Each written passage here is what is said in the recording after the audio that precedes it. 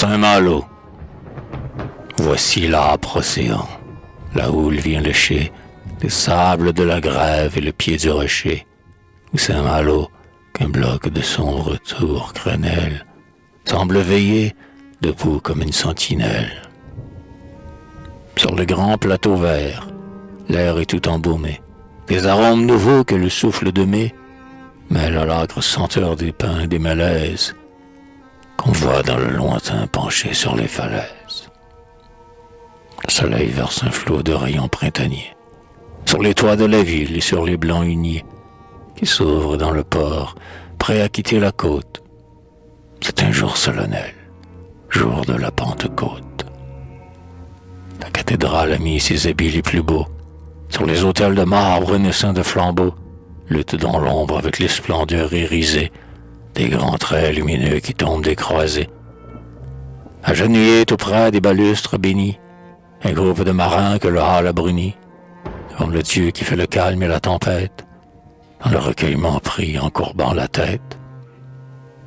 Un homme au front serein, au port ferme et vaillant, calme comme un héros, fier comme un castillan, l'allure mâle et l'œil avide d'aventure dominent chacun d'eux par sa haute stature.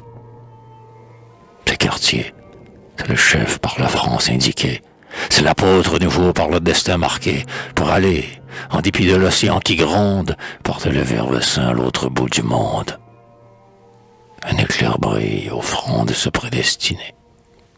Soudain, du sanctuaire un signal est donné, et, sous les vastes nefs pendant que l'orgue roule, son accord grandiose et sonore, la foule se lève et, délirante, en un cri de stentor, entonne en frémissant le Veni Creator.